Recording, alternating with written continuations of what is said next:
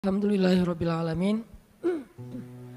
Alhamdulillahilladzi arsala rasulahu bil huda wa dinil haq liyudhhirahu 'alad dini kullihi wa kafaa billahi syahida. Asyhadu an la ilaha illallah wahdahu la syarikalah wa asyhadu anna Muhammadan abduhu wa rasuluh la nabiyya ba'dah. Allahumma shalli wa sallim wa barik ala sayyidina wa habibina wa maulana Muhammadin wa ala alihi wa sahbihi ajma'in. Teman-teman yang dirahmati Allah Subhanahu wa taala, barakallahu fikum, jazakumullahu khairal jaza. Makasih banyak untuk keistiqomahan teman-teman hadir. Dan kita emang harus banyak bersyukur. Soalnya Allah ngasih banyak kita kemudahan di Bandung ini secara khusus untuk kita makin menempa diri dan iman kita lewat majelis-majelis ilmu. Itu dimudahin banget sama Allah. Ketimbang kalau kita bandingkan dengan teman-teman kita di kota-kota lain, terutama di pelosok. Kemarin saya baru pulang dari Papua, daerah Sorong. Di sana tuh kedatangan saya disambut kayak penyambutan menteri. Jadi pakai acara seremoni ala Papua gitu. Ada apa?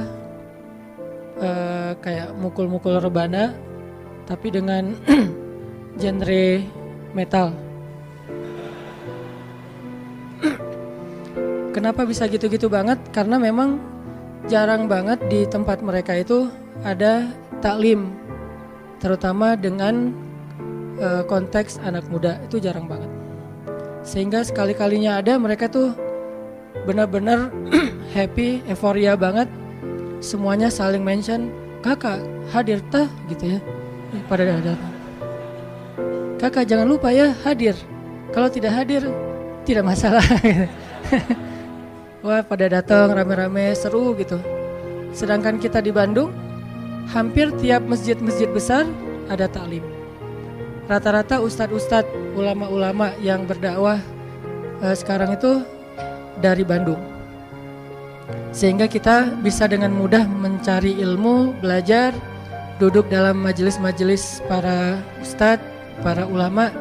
Dan ini harus kita syukurin supaya Allah Subhanahu wa taala menjaga kebaikan ini di kota Bandung yang kita cintai.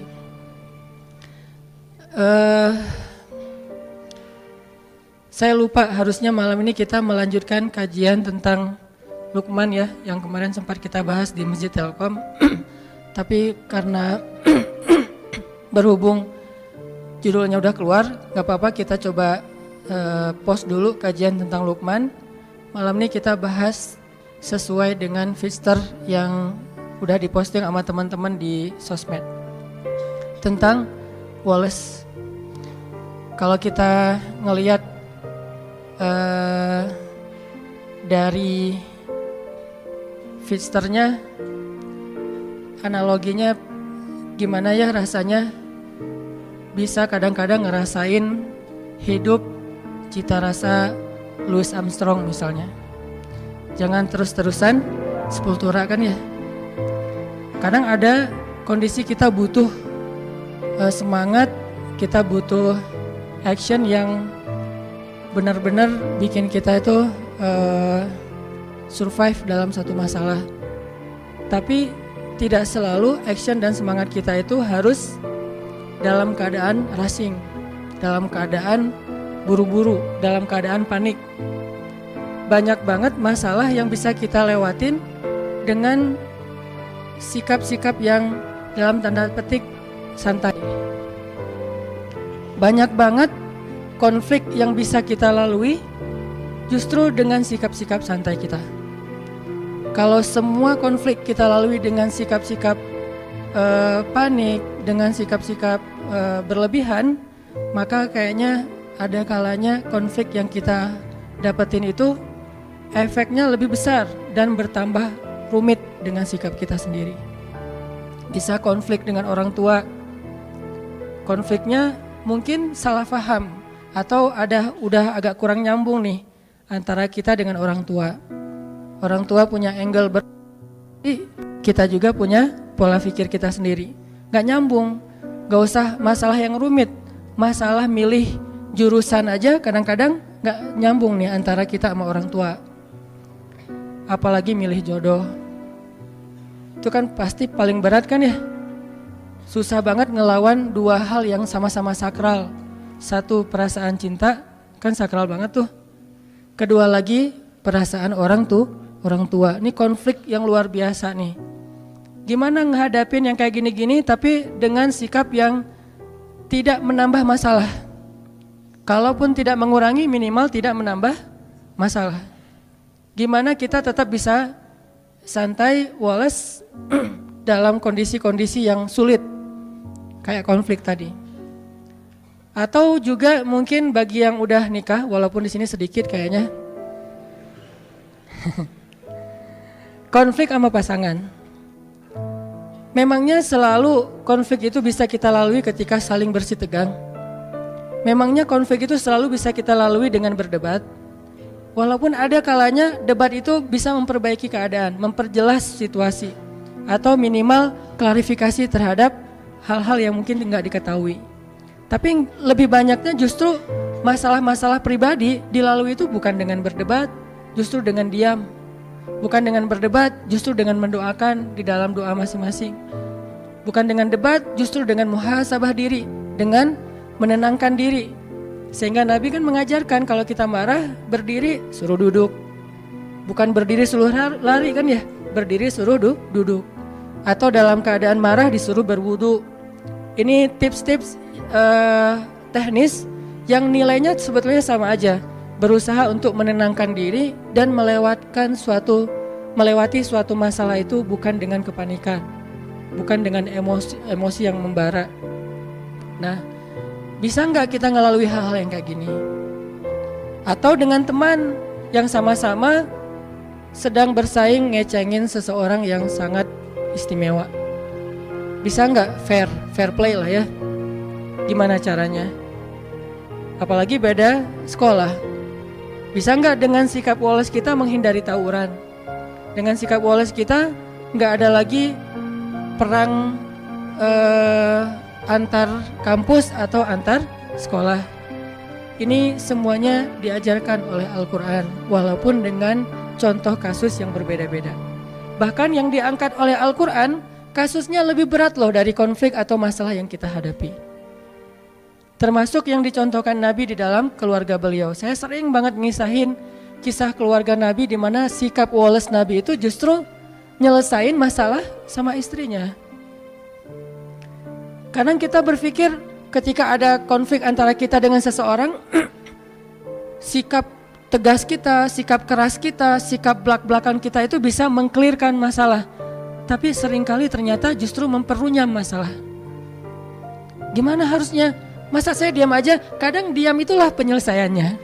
Kadang ya, gak selalu. Tapi kita kadang malas menggunakan kartu ini nih. Kartu diam, kartu muhasabah diri, dan kartu doa. Begitu ada masalah sama seseorang, kita diam, kita wudhu, terus kita sholat, habis sholat kita doain dia. Sebutin namanya.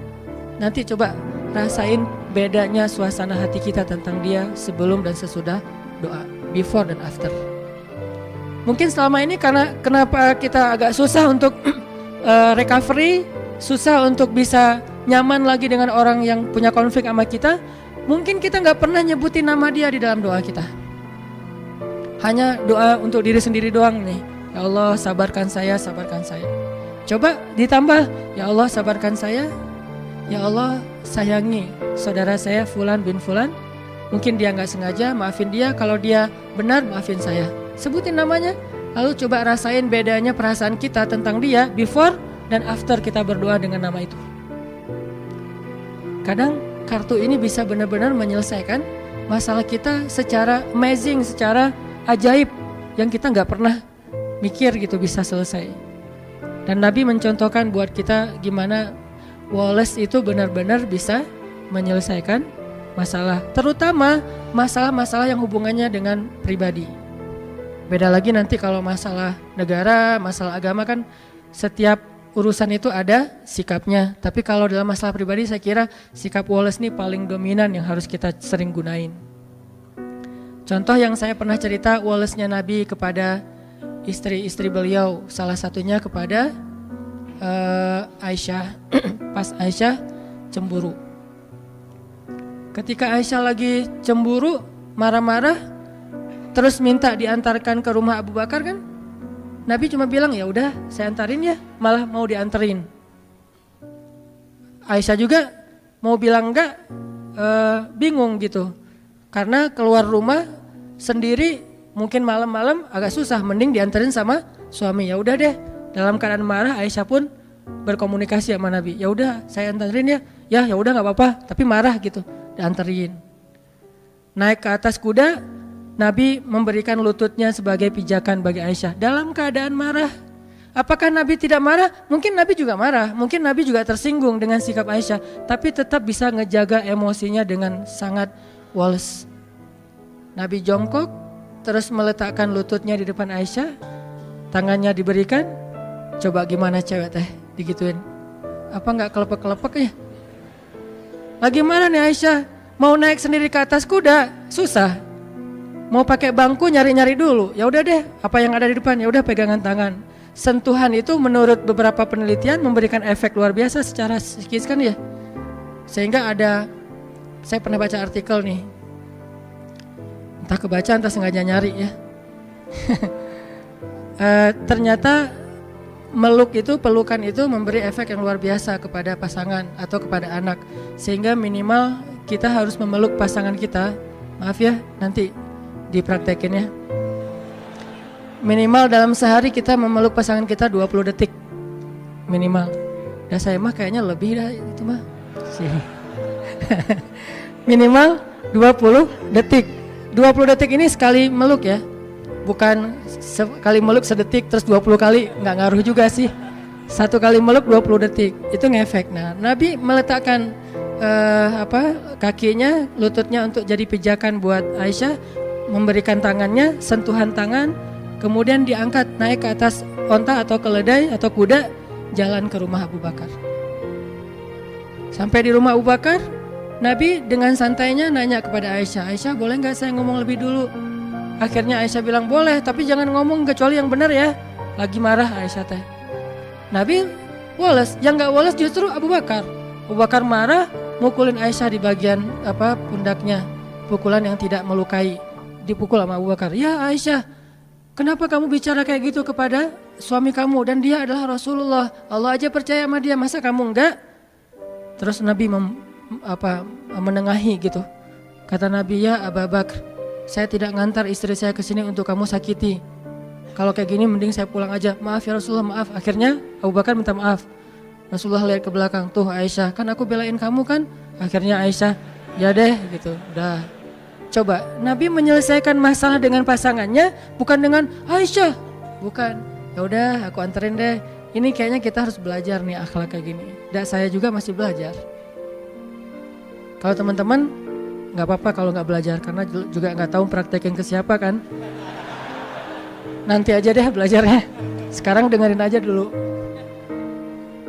Susah nih hilang dari tema ini. Tuh Wallace menyelesaikan masalah. Gimana caranya hidup dengan cita rasa Louis Armstrong tadi misalnya, dalam tanda petik gitu. Walaupun kadang butuh cita rasa sepultura gitu, ketika kita lagi dalam keadaan semangat pengen sukses apa segala macam, butuh rushing kayak gitu. Tapi ini dalam kondisi yang sulit, dalam kondisi yang tertekan, dalam kondisi konflik, kadang memang Louis Armstrong itu menjadi cara buat kita menyelesaikan masalah. Ibarat orang lagi sakit kepala, kadang bukan minum obat yang pahit obatnya, tapi tidur. Dia tidur selesai. Ketika orang lapar, kadang-kadang bukan makan nasi, tetapi ketemu teman bisa hilang laparnya, teman TTM. Nah, ini semuanya masuk dalam materi tentang gimana punya sifat yang wikor. Wikor itu atau sakinatun wakor. Gimana itu? Contohnya dalam sholat. Nabi mengajarkan kita tentang woles justru dengan praktek sholat. Gimana woles dalam sholat? Salah satunya adalah ajaran Nabi, kalau kita datang ke masjid dan kita mendengar di masjid orang udah mulai sholat, imam udah takbir, maka jalanlah dalam keadaan sakinatun waqar, dalam keadaan tenang dan gak usah terburu-buru.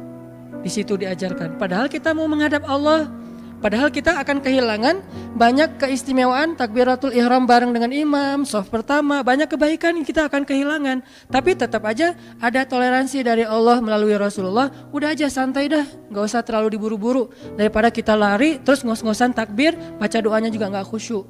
Ternyata justru kualitas didapatkan dengan sakinatun waqar, dengan dalam keadaan sakinah, santai, tenang. Udah datang ke masjid santai, tenang. Sehingga ketika ada seorang sahabat keliru dalam bab ini, gak salah tapi keliru, Nabi menasihati dia kan. Dia masuk ke gerbang masjid, ke pintu masjid, dia ngelihat Nabi dan sahabat sudah ruku.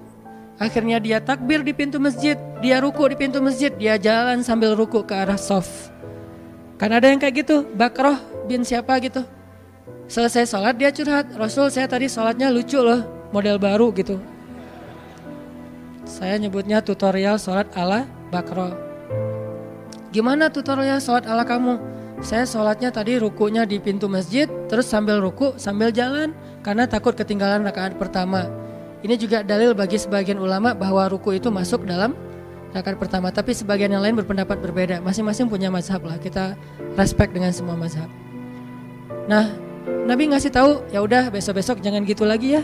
Coba. Nabi juga ngasih taunya woles tapi nyelesain masalah, bukan woles diam pasif ya. Woles tapi nyelesain masalah, nggak marah-marah. Apaan kamu nih sholat kok dibuat-buat, kan saya nggak pernah ngajarin, dasar bid'ah. Nggak pernah Nabi ngomong kayak gitu. Santai aja ngomongnya tuh.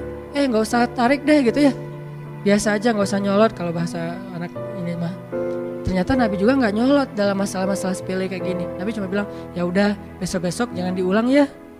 Kalimat inilah yang membuat para sahabat para ulama beda pendapat. Ada yang bilang, oh berarti itu nggak boleh. Jadi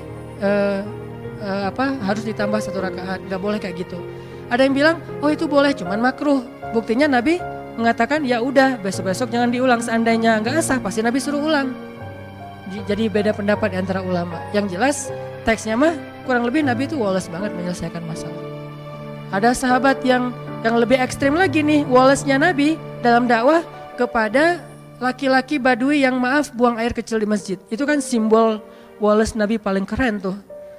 Walaupun saya ngebahas hadis ini, jangan berpikir saya mampu kayak gitu, kayaknya nggak mampu. Bayangin masjid, bukan masjid yang dibangun orang terus kita datang, enggak. Masjid yang kita bangun dari nol, jerih payah kita banget nih. Kita datang dari Mekah ke Madinah, di Madinah tuh belum ada apa-apa. Kita bangun masjid itu dari nol banget. Kita bangun gotong royong, udah jadi masjidnya, tikar-tikarnya udah digelarin, duduk dengan para sahabat, udah capek lelah istirahat. Tiba-tiba datang seorang laki-laki yang entah dari mana, gak jelas, gak dikenal, main buang air kecil aja tuh di pojok masjid. Dia kira ini toilet umum, main buang aja di situ. Sahabat ngeliat itu sekelas Umar udah ngeluarin pedang tuh. Umar udah sap langsung, hampir digini-giniin sama Umar. Wah ini nggak tahu nih. Umar udah ngeluarin pedang. Sahabat-sahabat lain udah merah mukanya, udah mau digebukin aja rame-rame. Nabi yang paling mencintai masjid di antara semua umat Islam. Jadi jangan bilang misalnya, Nabi bisa kayak gitu berarti biasa-biasa aja perasaannya dengan masjid. Enggak, Nabi itu paling cinta rumah Allah. Buktinya beliau paling lama kalau itikaf. Mana pernah kita itikaf Ramadan 30 hari atau 29 hari. Nabi pernah banget Ramadan itikafnya full. Gak usah ada masjid, belum ada masjid aja Nabi itikaf di Gua Hiro sebelum jadi Nabi. Jadi Nabi itu cinta banget dengan rumah ibadah, cinta banget dengan rumah Allah. Sehingga ketika ada yang menistakan rumah Allah itu pasti paling marah duluan Nabi teh. Karena hati beliau paling bersih. Kenapa Nabi bisa woles? Karena itulah yang diajarkan Allah. Akhirnya Nabi bilang, udah woles saja sahabat-sahabat, santai-santai, tunggu sampai dia selesai. Jangan ganggu dia, karena kalau kita ganggu dia nanti jadi penyakit. Bayangin baru setengah diganggu kan jadi penyakit ya. Tunggu, biarin dia sampai selesai. Kalau belum mungkin dihalau, tapi karena udah terlanjur ya udah beresin aja dulu. Udah beres, baru Nabi minta tolong, ada beberapa orang sahabat ngambil air, disiram, dibersihin, beres. Orangnya dipanggil sama Nabi. Siapa namanya? Senyum malah tuh coba. Jadi kalau kita belajar Islam rajinnya justru cemberut, kita ini gak ikut sunnah Nabi. Kalau makin kita belajar Islam makin rajin senyum, berarti kita ikut sunnah Nabi. Karena sunnah Nabi yang paling luar biasa itu senyum. Bahkan kepada orang yang gak ngerti, disenyumin sama Nabi. Siapa namanya? Kenalan. Coba lihat KTP-nya, SIM dan segala macam. Bahasa kita. Ini mah kita ya. Ambil kenalan, udah kenalan, udah ngobrol-ngobrol baik. Akhirnya Nabi ngasih tahu, ini tuh rumah ibadah. Kami mensucikan tempat ini karena kami di sini menyembah Allah Subhanahu wa taala. Jangankan buang air, bahkan sampah aja kami pungut dari sini. Kan ada hadis kalau misalnya kita ngelihat sampah sekecil apapun di masjid, masukin ke kantong nanti dibuang di luar kalau itu bukan najis gitu kan. Nah, sampah aja nggak boleh ada di dalam rumah Allah. Tadi kamu mungkin karena nggak tahu ya, gitu-gitu deh bahasa kurang lebih. Oh itu ya, maaf salah, saya salah tempat berarti dan segala macam, dia nggak enak hati gitu. Ya udah nggak apa-apa, dinasehatin, lama-lama malah masuk Islam. Udah, mungkin dia sengaja ngetes kali itu. Cuman agak ekstrem sih ngetesnya modelnya gitu. Pengen hijrah, maaf, buang air kecil di masjid dulu. Kalau masjidnya woles, dia hijrah. Kalau masjidnya nggak woles, dia nggak jadi hijrah tuh. Akhirnya dia masuk Islam. Udah gitu dia doa, ya Allah rahmatilah saya dan rahmatilah Muhammad, yang lain jangan. Doanya gitu-gitu amat. Saya dan Muhammad doang, yang lain jangan. Sebel dia sama yang lain. Yang lain makin, apaan sih doa juga. Kata Nabi, jangan gitu. Kalau doa mintalah kebaikan buat semuanya, karena kamu akan mendapatkan kebaikan sebanyak yang kamu doakan. Oh gitu, ya Allah rahmatilah saya, rahmatilah Muhammad, dan rahmati juga orang-orang di sekeliling saya. Baru yang lain geleng-geleng. Bener ya, Nabi luar biasa. Bisa mengubah kutub hanya dengan sikap wolesnya. Bukankah ada sahabat yang masuk Islam itu justru gara-gara Nabi juga menunjukkan sikap woles ketika dia marah-marah? Dia tuh pengen bunuh Nabi nih, nanti cari ya namanya siapa. Dia pengen bunuh Nabi, ketangkap sama para sahabat, diikat di masjid, di tiang masjid. Setiap kali Nabi datang ke masjid, Nabi selalu menyapa dia. Gimana kabarnya? Tahu, kata dia. Oh ya udah, masuk. Besok datang lagi, Nabi ini kayak udah tahu orang diikat, tanya kabar gitu ya. Gimana kabarnya hari ini, udah makan belum? Tahu orang lagi diikat gini, nanya kabar, marah. Nabi bawa makanan nih, ada korma, tapi nggak diracun, korma aja. Korma air, Nabi ngasih dia air, tapi diikat tetap diikat. Kenapa kok bisa gitu? Karena hak agama, tetap hak agama nggak boleh kita curangin. Kalau kita mencurangi hukum Allah, berarti kita zalimnya ke Allah. Karena kita terlalu ngeringanin, terlalu nggak tegaan, akhirnya kita mencurangi hukum Allah. Tapi jangan sampai kita menjalankan hukum Allah sambil mencurangi hamba Allah. Inilah indahnya Islam, pertengahan banget nih. Tegas tapi nggak zalim. Ada orang yang tegas, keras, zalim. Ada yang terlalu lemah, akhirnya jadi kezaliman merajalela. Nah, Nabi tetap mengikat dia di tiang masjid, tapi dikasih makan. Dan makan itu makanan yang Nabi makan, bukan sisa. Dikasih minum, disapa, diperhatikan kalau lagi malam pakaiin selimut biar nggak kedinginan, tapi tetap diikat di masjid. Dia bisa tidur sambil duduk di tiang masjid. Lama-lama setelah Nabi berkali-kali menunjukkan sikap woles yang luar biasa, akhirnya dia membalas sapaan Nabi. Nabi japri dia, udah bukan dirit lagi sekarang, dibalas. Mulai typing dia teh. Tadi dirit juga enggak, diblok malah. Tapi Nabi ngirim aja terus. Nah, kita kadang-kadang ngedakwahin teman kita dengan perasaan bukan kita udah lebih baik dari dia ya. Gak boleh sama sekali kita berpikir kayak gitu. Karena kita sadar kadang kalau dia nanti udah dapat hidayah Allah, bisa jadi dia akan nyalip kita di tengah jalan, lebih soleh dari kita. Lagi pula kan kita gak tahu akhir hidup kita itu akan baik atau buruk. Nauzubillah, mudah-mudahan kita tetap dapat husnul khotimah. Bisa aja dia yang kita lihat kayak sekarang biasa-biasa aja, ntar akhir hayatnya malah dapat hidayah dan masuk surga. Banyak banget kisah-kisah kayak gitu. Kita ngedakwahin teman kita karena kita sayang sama dia. Kayak dulu kita ngajak dia malam keluar, malam nongkrong karena kita dekat sama dia soulmate kita banget, teman kita, sobat kita banget. Sekarang kita juga ngajak dia untuk belajar Islam bareng, ngajak sholat bareng karena dia teman kita. Sebagaimana dulu kita ngajak dia kepada hal yang kita senangi, sekarang juga kita mengajak dia kepada hal yang kita senangi dan insya Allah baik. Bukan karena merasa lebih baik. Kalau disikapin kayak tadi tuh, nah di situ belajar nih. Saya juga masih belajar banget gimana bisa woles. Gak gampang emang, karena ini urusannya emosi kan, perasaan. Kalau urusannya logika doang sih bisa, tapi kalau udah perasaan kadang-kadang subjektif, egois sih kadang-kadang kita mah. Nabi bisa menekan perasaan itu. Sehingga Nabi menunjukkan sikap paling baik, akhirnya orangnya membalas ketika Nabi bilang, gimana kabarnya hari ini? Baik Muhammad, udah lembut ucapannya. Udah pakai emotikon senyum. Oh udah beda nih, tadi kan gak ada gitu-gituan. Setelah dia udah mulai baik ucapannya, Nabi bilang ke sahabat, lepaskan ikatan dia, dilepasin. Udah dilepaskan, Nabi ngobrol sama dia, akhirnya dia bilang dia ingin kembali kepada kaumnya. Ingin mengambil tebusan. Dan hebatnya Nabi, percaya lagi sama dia tuh. Nabi memberikan kepercayaan itu sebagai bentuk menunjukkan sikap Nabi yang luar biasa. Orang yang pengen bunuh Nabi malah ketika berjanji akan mengambil tebusan terhadap dirinya, karena kan suasana perang berarti harus menebus ya. Nabi percaya, udah pulang aja, kalau kamu menebus datanglah kembali. Cuman sebelum dia pulang Nabi nyuruh dia mandi. Nah ini ada pelajaran juga, ternyata mandi itu bukan soal ketika kita mau malam mingguan doang. Mau ke masjid juga kita sebaiknya mandi walaupun bukan hari Jumat. Dan ini bukan hal wajib sih. Kenapa? Ternyata mandi itu memberi efek dapat hidayah. Dia mandi seperti orang mandi junub, mandi besar. Setelah selesai mandi tiba-tiba dia dapat hidayah. Baru dia syahadah, dia masuk Islam, dia pulang ke kaumnya, dia dakwahin kaumnya. Lewat mandi Allah memberikan. Kenapa dia bisa dapat hidayah setelah mandi? Sempurna hidayahnya. Kalau sebelum mandi dia dapat respect dulu kepada Islam, interest dulu kepada Islam. Tapi puncaknya setelah mandi. Kenapa? Allah suka kepada orang yang bersih. Akhirnya dia dapat hidayah dan seterusnya. Ini sikap-sikap Nabi yang luar biasa, woles terhadap orang lain. Sikap sahabat juga banyak, terutama dalam kondisi-kondisi yang sulit dalam peperangan. Walaupun memang sebagian besar kisah di Al-Quran itu peperangan. Bukan berarti kita disuruh perang, bukan. Karena kondisi paling sulit itu kan dalam kondisi peperangan kan. Kayak sekarang di Palestina, di Suriah.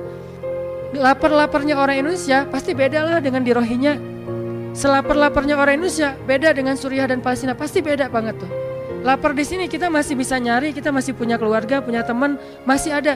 Paling lapar kita di sini tuh dan nggak separah udah lapar, ketakutan, terancam, nggak punya tempat tinggal, kan itu parah banget tuh. Jadi benar-benar baksa, dorro, zulzilu, 3 sekaligus. Kalau kita paling-paling baksa doang lapar. Kalau mereka baksa, dorro, hilang semua harta bendanya termasuk rumah. Zulzilu, diancam, terombang-ambing perasaannya. Nih gimana, mau kemana? Ke Bangladesh diusir, ke India bentar lagi 4.000 orang mau diusir dari India. Kemanapun gak ada, di laut. Banyak yang karena udah overload gitu, banyak yang akhirnya tenggelam kapalnya, perahunya, mereka meninggal di lautan. Seolah-olah tidak ada satupun daratan yang halal untuk mereka. Pasti beda kan? Makanya Allah mengangkat angle perang. Bukan nyuruh kaum muslimin itu kok senang perang banget sih, ayatnya semuanya tentang perang. Bukan. Angle perang itu kondisi paling sulit yang dialami seseorang dalam peperangan. Apalagi perang-perang dulu kan bacok-bacokan ya. Kalau sekarang kan nggak kelihatan tuh musuhnya. Kalau dulu bacok-bacokan kayak tawuran udah. Kayak orang udah antar warga, antar sekolah, antar geng gitu. Itu luar biasa, kondisi kayak gitu diangkat oleh Allah untuk memberi suasana ke kita. Dalam kondisi kayak gitu aja sahabat ternyata dengan izin Allah bisa woles. Dan woles mereka lah yang menyelesaikan masalah di antara mereka. Nih kita coba belajar teman-teman. Belajar untuk menerapkannya terutama kepada orang tua, lalu kepada pasangan. Kepada pasangan ini terutama istri ke suami, baru suami kepada istri. Karena setelah orang tua, suami itu posisinya sakral bagi istri. Sakral banget setelah orang tua ya. Artinya setelah dia menikah, maka posisi ayah ibunya itu digantikan oleh suami. Sampai Nabi bilang kalau seandainya seorang perempuan boleh disuruh bersujud, maka Nabi akan nyuruh dia bersujud kepada suami. Tapi kan gak boleh sujud kepada makhluk. Nah, kepada pasangan, bahkan kepada anak, terus juga kepada tetangga. Nah ini juga susah nih, hese nih kalau ke tetangga nih. Ada tetangga yang suka iseng, yang sering usil, gimana cara kita woles? Kadang-kadang kita sekedar nggak dibales sapaan kita aja udah nggak bisa woles. Punten, orangnya nggak bilang mangga, udah. Atau kita lagi duduk, orang lewat nggak ngepuntenin, itu juga kadang-kadang kita emosional kan. Kita duduk nih, orang lewat, nggak ada punten-puntennya, jalan aja, wah bisa emosi. Kenapa sih kita terlalu mudah disulut emosinya? Dan ini akan membuat bukan hanya kita pribadi, bangsa kita itu susah banget untuk bisa damai karena masalah kecil aja kita tersulut. Hanya masalah di jalan, hanya masalah dengan teman, hanya dengan masalah dengan mantan, tersulut. Tapi emang susah sih kalau mantan, apalagi mantan yang tidak punya hati ya. Nah, kita sekarang coba baca nih ayat tentang woles di dalam Al-Quran ya. Coba teman-teman buka surat 33 Al-Ahzab ayat 22. Surat 33 Al-Ahzab ayat 22.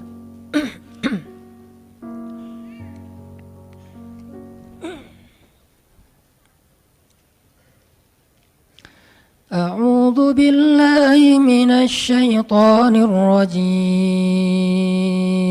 Mangga.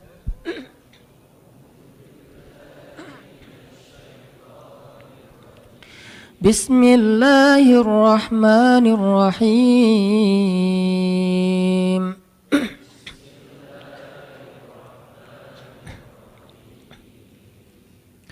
ولما رأى المؤمنون الأحزاب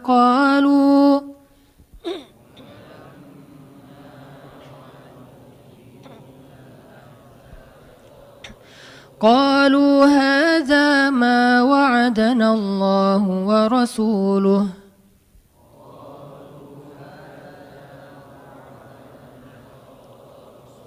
وصدق الله ورسوله وما زادهم إلا إيمانا وتسليما.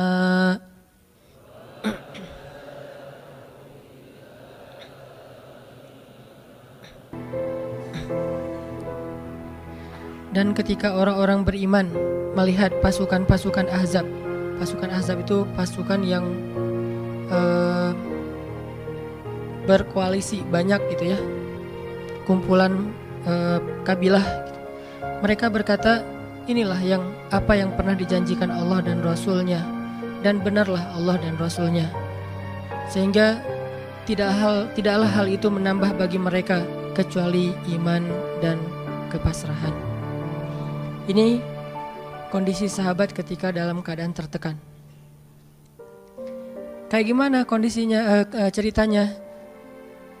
Ceritanya sahabat waktu itu lagi mengalami musim kemarau. Musim banyak panen yang gagal. Dagangan gak laku. Sehingga sahabat-sahabat yang kaya juga miskin. Apalagi yang miskin. Untuk makan itu susah banget. Dan di zaman itu memang benar-benar kalau dibilang susah, benar-benar susah. Gimana gambaran susahnya? Sampai Nabi mengikat batu di perutnya. Ada beberapa cara Nabi menahan lapar. Salah satu caranya Nabi akan duduk dalam keadaan bersandar, gak kuat lagi menegakkan punggung. Cara yang lain melipat tubuhnya kayak orang lagi ruku atau sujud untuk menahan rasa lapar. Cara yang paling berat lagi kalau udah gak ketahan lagi, diikatlah batu di perut. Seolah-olah batu itu makanan yang masuk ke dalam perut sehingga menahan lapar. Ketika beliau ruku dan sujud, kedengaran suara gesekan batu. Karena kan di dalam jubah tuh pakai batunya di perut. Bukan caper-caperan, gua tuh zuhud loh, lihat nih batunya banyak nih.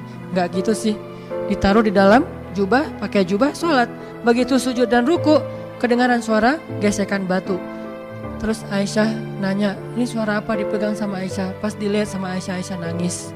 Kayak gimana Nabi gak pernah komplain, gak pernah ngeluh, padahal selapar itu.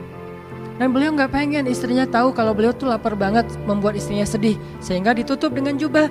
Begitu istrinya maksain pengen cari tahu ada apa sih Rasul, udah gak apa-apa. Dipaksain, nangis Aisyah. Ya Allah, betapa dosanya saya membiarkan suami saya kelaparan kayak gini. Tapi mau masak apa, gak ada apa-apa di dapur. Nih Nabi nih. Jadi benar-benar dalam kondisi lapar, haus, susah, nggak ada apapun. Tiba-tiba ada berita orang-orang kabilah Arab berkumpul dengan banyak kabilah pengen nyerang kota Madinah, dibantu sama orang-orang Yahudi yang di dekat kota Madinah. Ini ujian yang luar biasa. Kayak di Palestina, di Gaza, dapat berita bahwa Israel akan melancarkan serangan udara dan darat kayak dulu sekitar 2010, serangan di bulan Ramadan selama 50 hari itu. Itu kan ancaman yang luar biasa. Kita nonton di TV aja kayaknya jantung kita gimana gitu. Gimana yang ngalamin coba? Mereka tidur malam hari itu mungkin tidur terakhir buat mereka, setelah itu nggak akan bangun-bangun lagi. Dan nggak tahu juga mungkin apartemen mereka yang akan runtuh. Ketika tidur itu udah saling maaf-maafan. Ini mungkin malam terakhir kita bareng-bareng, setelah ini kita insya Allah bertemu di surga. Benar-benar ancaman yang luar biasa. Ditambah lagi dari dalam kota banyak orang-orang munafik ngegembosin, memprovokasi. Selalu kayak gitu kondisi kaum muslimin, dimanapun kayak gitu. Ada aja orang dalam yang memanfaatkan situasi kaum muslimin dalam keadaan tegang, mereka malah merusak suasana. Ini kondisi ketika walamma ra'al mu'minuna al-ahzab, ketika mereka melihat pasukan musuh yang sangat banyak mengelilingi kota Madinah, dan kalau musuh itu masuk ke dalam kota Madinah gak akan memberikan ampun, habis semuanya. Karena musuh-musuh itu kalau masuk suatu kota, mereka akan menghancurkan rumah, membakarnya, merusak ladang, dan mengambil harta-harta, bahkan sampai anak kecil juga gak diampuni. Itu kan yang terjadi di Suriah dan di Palestina. Sampai anak kecil juga gak diampuni. Salah apa anak kecil di kayak yang terakhir serangan di Idlib kemarin nih, rumah bersalin diserang. Memang orang bersalin salahnya apa? Memang orang bersalin mau nembak-nembakan gitu. Tapi kayak gitulah sifat dari musuh, ahzab, pasukan-pasukan koalisi dari berbagai macam kabilah. Kalau sekarang negara, itu kan ujian yang luar biasa nih. Tapi apa yang dirasakan oleh orang-orang yang beriman? Qalu hadza ma wa'adana Allah wa rasuluh. Mereka malah bilang ini nih yang dulu dijanjikan Allah dan Rasul. Kalau orang Suriah bilang ini nih yang disebutin di dalam hadis Nabi, bahwa nanti ketika terjadi huru-hara akhir zaman, iman adanya di Syam. Iman adanya di Syam. Syam itu yang mana? Suriah, Yordania, Palestina, sebagian kecil dari Turki, Lebanon. Iman adanya di Syam, pusatnya di Suriah. Dan terbukti dalam kondisi kayak gitu juga mereka masih ngafal Quran. Kita kadang-kadang pilek dikit gak masuk kampus, gak masuk sekolah ya. Ini dalam kondisi perang masih ngafal Quran. Dan kadang-kadang mereka pergi ke tempat ngafal Quran, masjidnya dihancurkan, gak pulang lagi tuh. Yang lebih berat bukan anaknya, orang tuanya melepaskan anaknya dalam kondisi perang, pergi ke masjid untuk ngafal Quran, di mana masjid itu banyak banget jadi target serangan bom udara. Itu kan orang tuanya luar biasa tuh perasaan mentalnya, bisa melepaskan anaknya ke masjid. Saya aja ngelepasin anak ke pesantren itu gak tega. Duh, berapa lama tuh baru bisa dikunjungin? Sebulan sekali babah, kata anak-anak. Wah, sebulan sekali. Enggak jadi deh, gak usah pesantren, mending di rumah aja. Gak tega gitu teh. Gimana melepaskan anaknya ke masjid yang mungkin akan diserang setiap saat, kapan aja. Ini iman. Kok bisa kayak gitu? Apa yang menjadikan mereka wales dalam kondisi lebih berat dari kita? Dan kita masalahnya lebih ringan, harusnya lebih wales dari mereka. Jadi makin ditekan, makin yakin sama Allah. Makin banyak masalah, makin yakin sama Allah, makin berserah kepada Allah. Kok bisa kayak gitu? Ada orang yang ketika makin banyak masalah, makin ragu sama Allah. Ini Allah maunya apa sih? Gitu kan? Ketika makin banyak masalah, makin kayak mempertanyakan takdir dan ketentuan Allah. Kenapa kok saya yang ngalamin ini? Kenapa saya dari dulu gak selesai-selesai masalahnya? Kenapa justru setelah saya berhijrah malah banyak masalah? Kenapa para sahabat sebaliknya makin dikasih ujian, makin wa ma zadahum illa imanan wa taslima. Gak bertambah kecuali iman dan kepasrahan. Jadi dikasih ujian malah makin yakin sama Allah, bukan makin ragu. Misalnya dia ganti nih model transaksi dagangnya, bisnisnya. Yang tadi mungkin syubhat atau haram, sekarang dia pakai model transaksi bisnis yang halal aja deh, yang aman-aman aja. Gara-gara transaksi yang halal malah banyak masalah. Masih mending kalau masalahnya cuman berkurang income-nya. Ini malah ditipu orang lah, rugi segala macam. Mulai mempertanyakan, nih bener gak ya saya ngambil jalan yang syariat segala macam, kok malah makin susah nih kelihatannya. Kenapa kita ketika diuji malah jadi ragu sama Allah? Kenapa saya katanya kalau misalnya saya jujur, saya akan dapat kebaikan. Ini gara-gara jujur malah gak lulus. Ya mungkin gak belajar tapi jujur. Yang satu lagi yang gak jujur malah nilainya bagus mungkin. Misalnya gak belajar tapi dia dusta. Kenapa para sahabat ketika diuji malah makin yakin sama Allah? Malah makin pasrah kepada Allah. Karena mereka pegang janji Allah. Itu salah satu tipsnya. Kalau kita pengen tetap woles pas menghadapi kesulitan, pegang janji Allah. Makin kita kuat pegang janji Allah, diuji, kita makin pasrah sama Allah. Ya Allah, saya akan yakin sama Engkau memegang janjimu. Ketika diuji, saya berharapnya balasan dari Allah, pertolongan dari Allah. Kayak yang pernah saya sampaikan dulu, kalau kita dapat musibah, yakinlah kepada janji Allah. Siapa yang membaca doa yang diajarkan Nabi, nanti Allah akan ngasih ganti yang lebih baik gitu kan ya.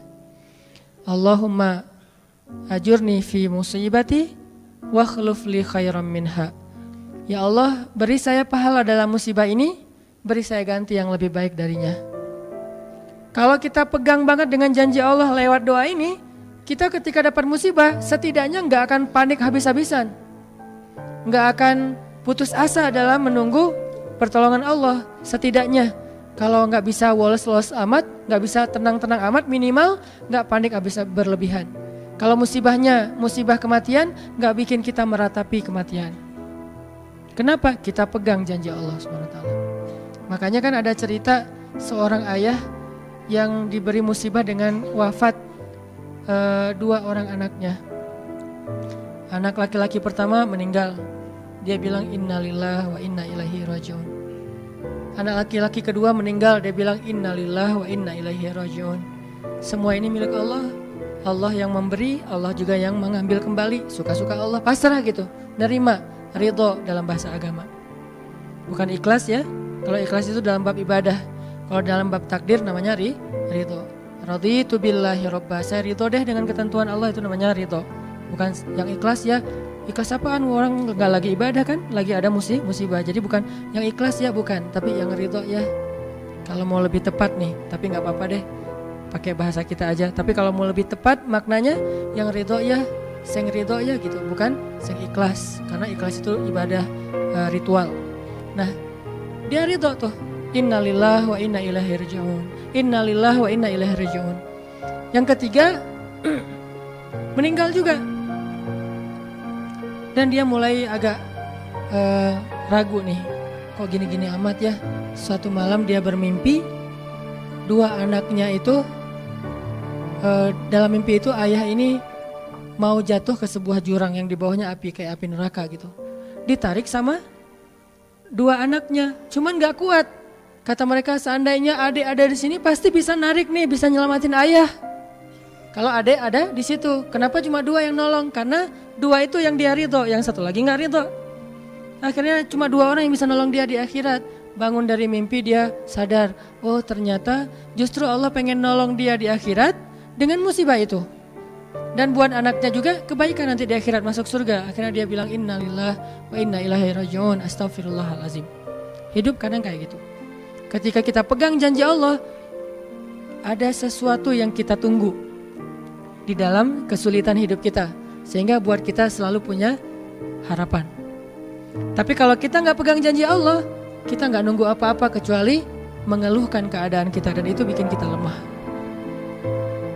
Ditolak yang pertama, innalillahi wa inna ilaihi rajiun.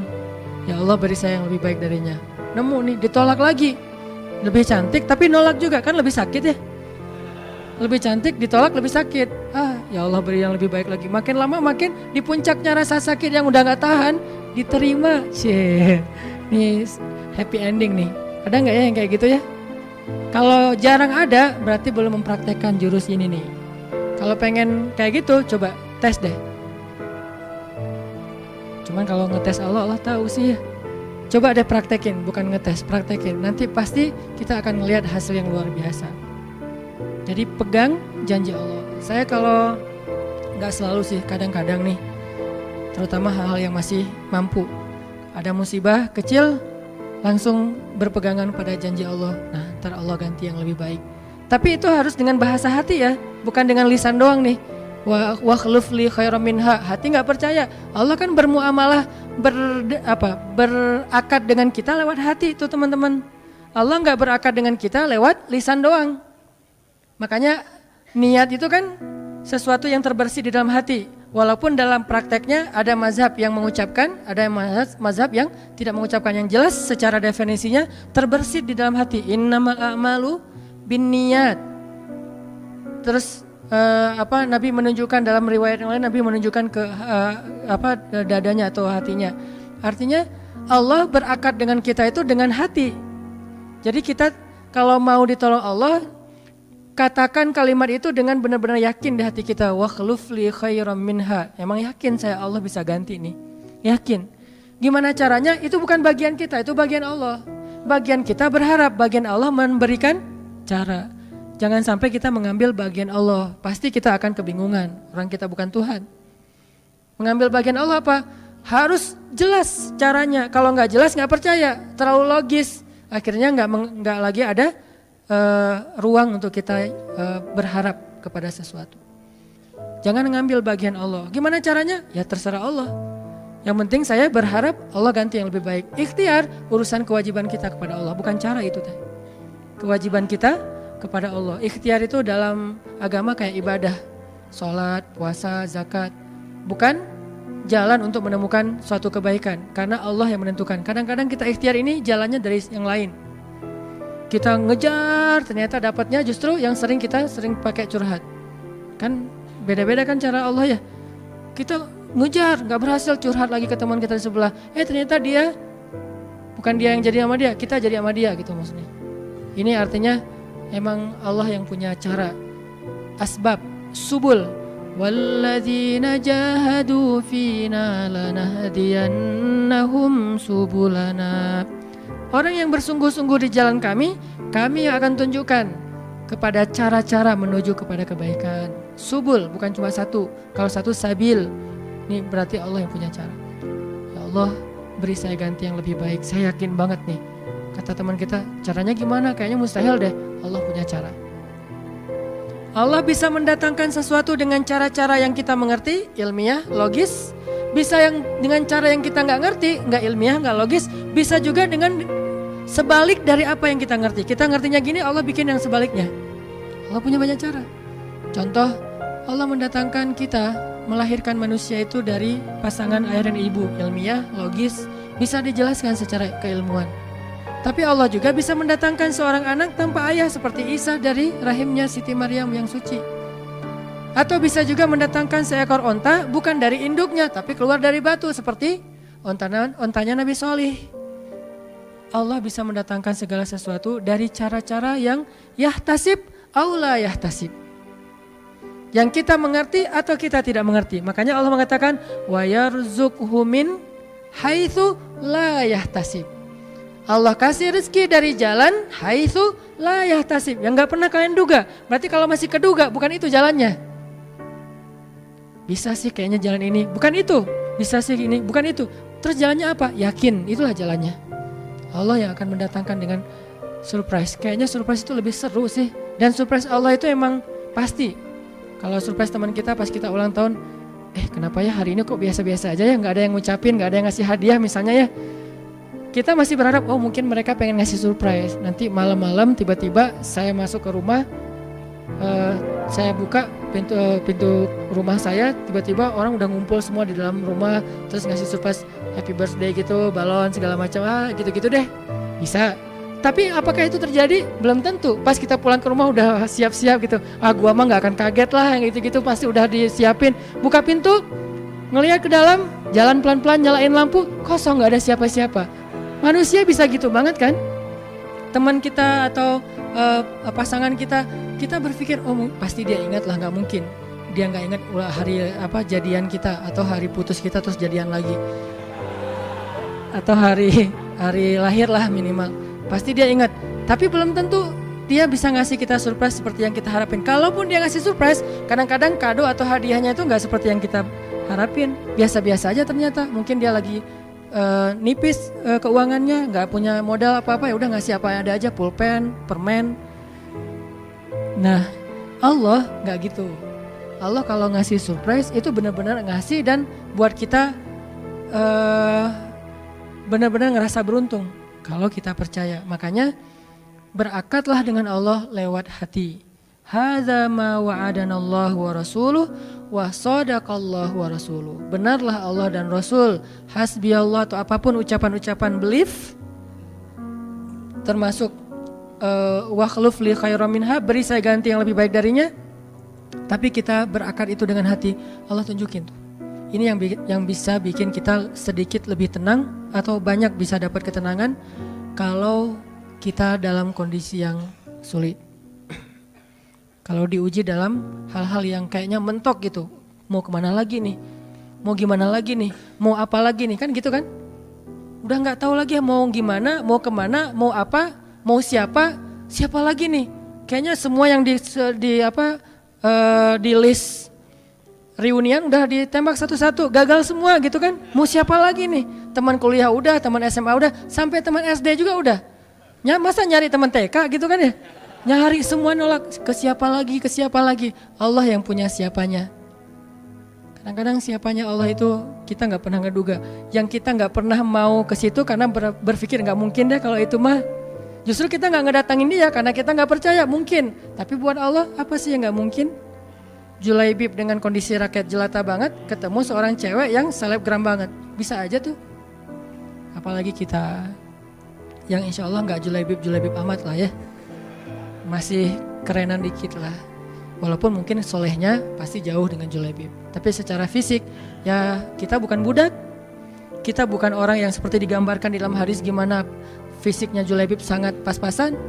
Walaupun tingkat kesolehannya jauh. Pasti sahabat itu tidak tergantikan, tidak tertandingi. Oke. Itu satu kasus di Al-Quran gimana Wallace dengan modal pegang janji Allah. Berakad kepada Allah dengan hati. Ini kata kuncinya. Berakad kepada Allah dengan hati. Dan Allah pasti la yukhliful mi'ad. Gak akan ingkar janji. Gak akan. Kalau dengan hati. Masalahnya tingkat hati juga darajat. Lahum darajatun 'inda rabbihim. Orang yang beriman itu bertingkat-tingkat.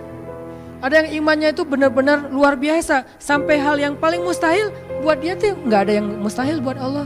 Ada yang berimannya yang berat-berat mah dia masih agak-agak ragu, yang ringan-ringan dia masih yakin. Berarti aku tergantung prasangka hambaku kepadaku.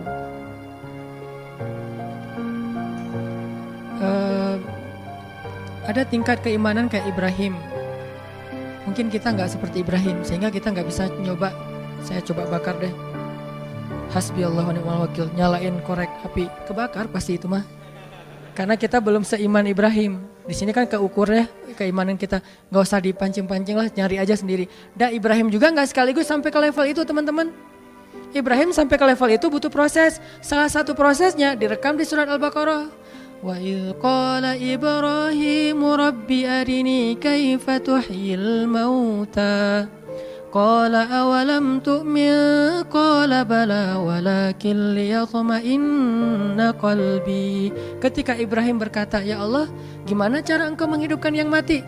Kata Allah, emangnya kamu gak percaya Ibrahim? Kata Ibrahim, percaya Allah, bala, percaya, maaf. Cuman saya pengen lebih tenang. Berarti apa? Beriman sudah, cuman pengen naik level. Sampai bisa tuma'ninah, Wallace, tenang dalam kondisi seberat apapun. Ini tingkat imannya Ibrahim. Satu lagi kisah di Al-Quran tentang Wallace kayak gini. Coba buka Ali Imran ayat 173. Surat Ali Imran ayat 173.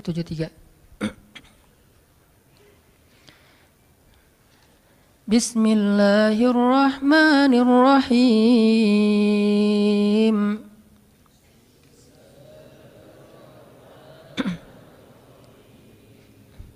الذين قال لهم الناس إن الناس قد جمعوا لكم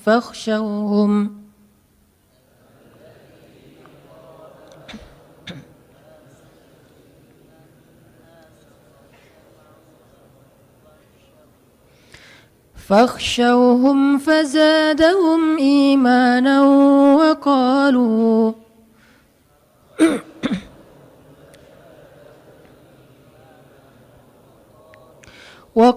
قالوا حسبنا الله ونعم الوكيل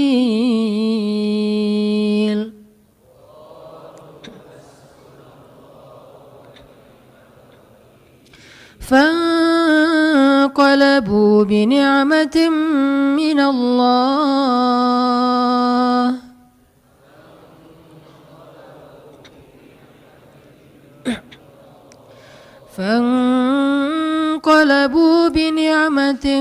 من الله وفضل لم يمسسهم سوء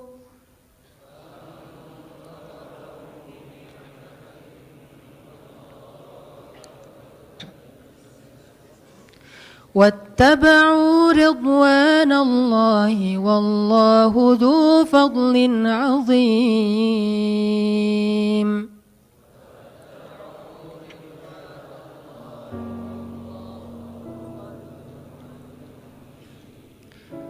Orang-orang yang ketika dikatakan kepada mereka, sesungguhnya musuh-musuh telah berkumpul untuk menyerang kalian, maka takutlah kalian. Lalu bertambahlah bagi mereka keimanan, dan mereka berkata, cukuplah bagi kami Allah, dan Dia sebaik-baik penjaga. Maka mereka pun kembali dengan membawa nikmat dari Allah dan karunia-Nya. Tidak ditimpa suatu kesusahan pun. Mereka mengikuti ridho Allah, dan Allah yang memiliki segala karunia yang amat besar. Ini kasusnya perang juga, cuman beda. Kalau tadi itu perang Ahzab, kalau ini perang Uhud. Kita tahu musibah dalam perang Uhud. Dalam kondisi para sahabat habis terpukul dengan kejadian mereka dihabisin di padang Uhud, sampai Nabi tembus raham beliau, sampai ada beberapa sahabat senior dan tokoh banget meninggal syahid dalam perang Uhud. Banyak para sahabat itu yang kena anak panah belum dicabut, cuma dipatahin doang. Banyak yang kesayat-sayat sampai Ummu Umarah, seorang perempuan yang melindungi Nabi itu, ada 20 bekas sayatan pedang di tubuhnya. Jadi dibacok itu 20 bekas bacokan di tubuhnya. Semua sahabat tuh luka parah. Semua luka parah. Ada yang matanya buta, ada yang lagi sakarat, lagi udah koma, udah parah banget. Dalam kondisi terluka-luka, berdarah-darah di sebuah daerah namanya Hamra'ul Asad. Nama daerahnya Hamra'ul Asad. Apa itu Hamra'ul Asad? Singa berdarah. Jadi nama daerahnya juga pas dengan kondisi itu. Kaum muslimin seperti singa yang habis diserang oleh hyena, dikeroyok, berdarah-darah, luka-luka, menganga gitu. Dalam keadaan lemah yang luar biasa, mereka berada di Hamra'ul Asad. Tiba-tiba Nabi mengatakan, wahai kaum muslimin, mari kita kejar musuh. Coba, Nabi itu baru selesai diperban, dalam keadaan luka parah. Sahabat juga masih ada yang patah kakinya, patah tangannya, puntung tangannya, ada yang kena luka di perutnya, segala macam. Kata Nabi, mari kita kejar musuh. Jangan sampai membiarkan mereka ngerasa euforia udah dapat kemenangan. Sahabat dalam kondisi kayak gitu tuh gak beralasan, ya Rasul, lain kali aja deh, masih banyak hari-hari yang lain, kita pulihkan dulu. Enggak, Rasul juga sakit, kita mah kasihan sama Rasul sih sebetulnya. Enggak, modus ya. Nah, hashtag modus mah cuma ada di kita. Di zaman mereka tuh gak ada modus-modusan. Karena modus pasti masuknya golongan munafikun di zaman itu. Kalau kita kan modus, memang kita juga suka ngemodus kan. Modus perhatian, modus bangunin tahajud, gitu-gitu kan.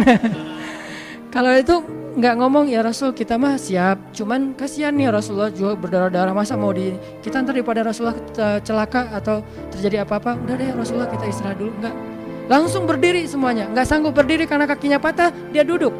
Nggak sanggup berjalan, dia merangkak. Akhirnya pada jalan ngejar dalam kondisi luka-luka parah. Ini kayak singa mau balas musuhnya, lagi berdarah-darah. Hamra'ul Asad, singa berdarah merah, berdarah merah gitu. Akhirnya dalam kondisi sedang semangat-semangatnya, tiba-tiba orang munafik datang lagi nih. Selalu kayak gitu. Mereka selalu bikin masalah ketika kaum muslimin lagi ada masalah, dipersulit sama mereka. Kata mereka, innan nas qad jama'u lakum fakhshawhum. Musuh itu sekarang jama'u, lebih kuat lagi, ditambah lagi pasukannya, datang yang baru-baru lagi, lebih kuat daripada yang kemarin. Kemarin aja kalian udah hampir kalah, apalagi yang ini. Fakhshawhum, udah gak usah cari masalah, pulang aja, kata orang munafik. Apa kata kaum muslimin? Hasbunallah wa ni'mal wakil. cukup buat kami Allah. Kalau mereka punya banyak pasukan, kalau kami punya Allah. Mereka punya rencana jahat, kami punya yang maha merencanakan alam semesta. Mereka punya senjata canggih, kami punya doa. Hasbunallah wa ni'mal wakil. Cukup buat kami Allah sebaik-baik penjaga. Makin nambah yakinnya sama Allah. Ini luar biasa. Jalan lagi, makin gagah gitu jalannya. Ketika musuh melihat mereka dari kejauhan makin gagah, walaupun terluka-luka parah, tapi kayaknya ini lebih motivasinya lebih kuat daripada yang pertama. Musuh gentar, akhirnya musuh lari. Bisa dibilang perang Uhud itu 2-1 menang, cuman kebobolan. Yang lain menangnya telak, kalau ini kebobolan tadi sedikit. Buktinya apa? Musuh lari, nggak berani lagi berhadapan kaum muslimin ketika adegan kedua, karena ngelihat wajah-wajah kaum muslimin itu udah siap mati semua. Kalau tadi kan belum terlalu siap nih, ngelihat banyak harta rampasan perang. Kalau sekarang emang datang buat mati, bukan buat hidup, bukan buat kembali dalam keadaan selamat. Pengen mati aja udah. Namanya juga dalam peperangan ini pakainya logika prajurit ya, jangan pakai logika sipil. Ngapain sih gitu-gitu amat, namanya peperangan. Dan di situ ada heroisme gitu. Kita kalau nonton film Hollywood tentang gitu-gitu kan selalu respect. Kenapa ke para sahabat nggak respect? Kan sama aja logikanya, logika perang. Siapa yang paling pemberani berarti keren di situ teh. Akhirnya musuh lari, pulanglah mereka. Fanqalabu bi ni'matin minallah, pulang dengan membawa nikmat dari Allah, harta rampasan perang, wa fadlin, dan anugerah dari Allah berupa pahala, ridho dari Allah. Lam yamsashum su, tidak ada satupun luka yang menggores di tubuh mereka, dan Allah ya yang memiliki segala kebaikan. Kenapa bisa endingnya itu hebat, menang, berhasil? Karena mereka bilang hasbunallah. Jadi pelajarannya apa di sini biar kita walas? Ketika kita tidak lagi berharap kepada siapapun kecuali Allah, saat itulah kita makin kuat. Ketika kita punya banyak harapan kepada makhluk, saat itulah kita lemah. Terus kalau gitu nggak boleh kerjasama dengan makhluk? Nggak, ini bab ikhtiar. Bedakan bab ini berdua. Bab tawakal, bab ridho, bab thiqah, bab istislam dengan bab ikhtiar. Ini dua bab yang berbeda. Bab ikhtiar, bab zahir. Bab tawakal, bab batin. Yang kita omongin sekarang urusan batin. Zahirnya mah kita boleh berjabat tangan bahkan dengan orang kafir sekalipun. Transaksi, muamalah duniawi mah kita dengan siapa aja, nggak harus dengan muslim doang. Tapi bab batin, bab yakin kepada Allah. Jadi yang kita omongin bab yakin kepada Allah. As-siqah billah. Ketika yakin kita mendua dari Allah kepada makhluk, saat itu kita lemah. Mentiga, mengempat, mengelima dan seterusnya. Makin banyak makhluk yang kita harapin dari dia, makin kita lemah. Makin sedikit makhluk, makin kita kuat. Makin tidak ada siapapun kecuali Allah. Hasbunallah. Itulah puncak dari kekuatan kita. Dalam keadaan hamra'ul asad, berdarah-darah pun bisa mengalahkan musuh. Bukan sehat itu, berdarah-darah. Apa kekuatannya? Apakah fisik? Bukan. Senjata? Enggak. Strategi? Ini malah kayak bisa dibilang nekat ini. Enggak pakai strategi lagi. Terus apa? As-siqah billah, hasbiyallah, hasbunallah. Ternyata kekuatan kita biar kita walas, kuat, tenang menghadapi masalah itu bukan ketika kita berpikir masih ada yang nolongin kita di antara makhluk. Justru ketika kita berpikir udah gak ada yang nolong, saya mah berharapnya ke Allah aja. Saat itulah menjadi kuat. Dua pelajaran itu teman-teman mudah-mudahan jadi bekal iman, nambah iman kita, bukan nambah wawasan. Rasa-rasanya ngaji sama saya tuh gak banyak nambah wawasan sih karena ya gitu-gitu aja sih sebetulnya. Cuman saya berharap ngajinya itu nambah iman. Kalau mau nambah wawasan, teman-teman bisa belajar ke banyak ulama yang lebih faqih, yang lebih banyak ilmunya dari saya. Ada banyak ustadz yang seperti saya pernah rekomendasi. Ada Ustadz Adi Hidayat, ada Ustadz Abdul Somad dengan latar belakang berbeda-beda. Ada Muhammadiyah, ada NU, tapi bijak dalam menyikapi perbedaan. Mereka lebih faqih dari saya. Tapi saya berharap kita di sini ngebooster iman kita. Karena kalau itu udah kuat, yang lain jadi mudah. Mudah-mudahan bisa nambah iman, nambah yakin. Satu, pegang janji Allah. Kedua, jangan berharap kecuali kepada Allah. Walaupun secara zahir berikhtiar kepada manusia, tapi batin gak boleh terlibat kepada makhluk, hanya kepada Allah Subhanahu Wa Taala. As-siqah billah. Mudah-mudahan ini menjadi kebaikan buat kita semuanya. Nambah iman, wa ma zadahum illa imanan wa yaziduhum khusyu'a.